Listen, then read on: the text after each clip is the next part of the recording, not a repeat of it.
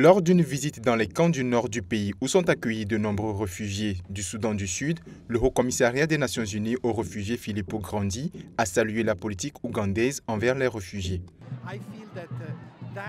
Je pense que la responsabilité internationale n'est pas assumée comme il le faut. D'abord, afin de ramener la paix au Soudan du Sud, ce qui est le plus important, et ensuite d'apporter des ressources adéquates afin de répondre à la crise des réfugiés ici en Ouganda.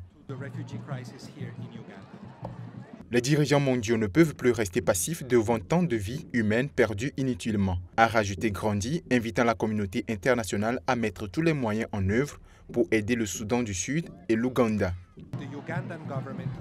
Le gouvernement de l'Ouganda se conduit de manière très humanitaire, en respect avec le droit international et est prévoyant. Leur effort global est de donner aux réfugiés plus d'opportunités pour devenir des membres productifs ou des contributeurs productifs des communautés locales, et ces dernières bénéficieront de cette approche et par conséquent resteront très accueillants.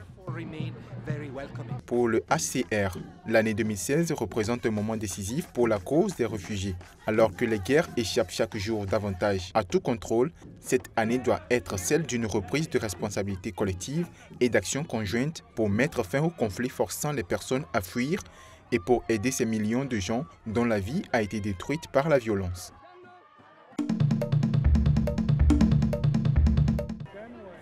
Au moins 5 personnes ont été tuées et près de 30 blessées mardi dans un attentat suicide contre un hôtel très fréquenté de la capitale somalienne Mogadiscio, non loin du palais présidentiel. Grâce à Dieu, le nombre de victimes est limité par rapport à la force de l'explosion qui a été énorme, a déclaré Mohamed Abdulkadir, un policier somalien faisant état de 5 morts, dont plusieurs membres des forces de sécurité. Selon lui, le véhicule piégé a d'abord forcé un premier checkpoint à quelques centaines de mètres de l'hôtel et les forces de sécurité ont ensuite ouvert le feu sur le véhicule avant que celui-ci n'explose. Le directeur de l'hôpital Madina, Mohamed Youssouf, a assuré que 28 blessés avaient été admis dans son établissement et indiqué que 2 d'entre eux avaient succombé à leurs blessures sans être en mesure de préciser si ces 2 victimes sont inclus dans le bilan fourni par la police. L'attaque de l'hôtel a aussitôt été revendiquée par les Chebabs qui ont publié sur Telegram un communiqué indiquant qu'un courageux kamikaze qui conduisait un véhicule rempli d'explosifs a visé un hôtel. L'hôtel est situé à proximité de l'enceinte ultra sécurisée de la Villa Somalia, complexe fortifié abritant la présidence somalienne et les bureaux du Premier ministre. C'est la 3e fois en 18 mois que l'hôtel Sil est la cible des Chebabs.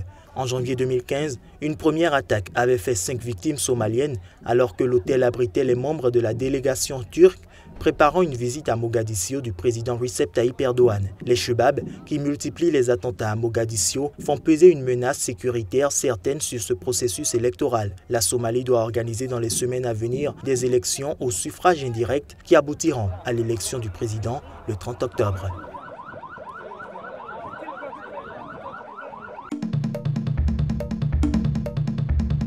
C'est une Dilma Rousseff très combative qui s'est présentée lundi devant les membres du Sénat brésilien où se jouent les derniers actes de sa destitution. Celle qui vit très probablement ces derniers instants en tant que chef de l'État a mis en garde contre les graves menaces sur la démocratie que pourrait entraîner son éviction du pouvoir.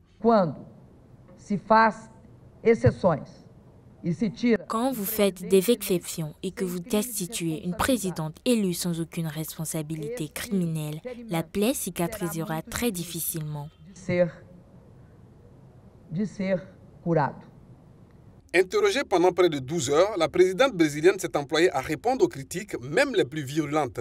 Document à l'appui, elle a tenté de convaincre les sénateurs de la réalité d'un complot visant à l'écarter du pouvoir. Je pense qu'à partir de maintenant, nous devons avoir la maturité de ne pas nous inventer des problèmes là où il n'y en a pas et d'affronter les grands problèmes là où ils existent vraiment. Malgré ses déboires, Dilma Rousseff, filleule du populaire ancien président Lula da Silva, garde encore beaucoup de soutien dans le pays. Le gouvernement actuel poutiste ne trompe personne. Il dit le chemin qu'il veut emprunter. Donc, les Brésiliens doivent voir ce qui est bon pour eux. Les accusations contre le gouvernement intérimaire sont nombreuses et c'est tout le paradoxe du mélodrame politique brésilien. Le président Michel Temer et plus de la moitié des 81 sénateurs qui ont entendu la présidente pour des faits supposés de corruption sont eux-mêmes cités dans des scandales de corruption.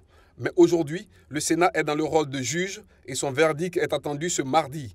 La décision du Sénat pourrait intervenir tard dans la nuit, chacun des 81 sénateurs ayant la possibilité de reprendre la parole pour une durée de 10 minutes.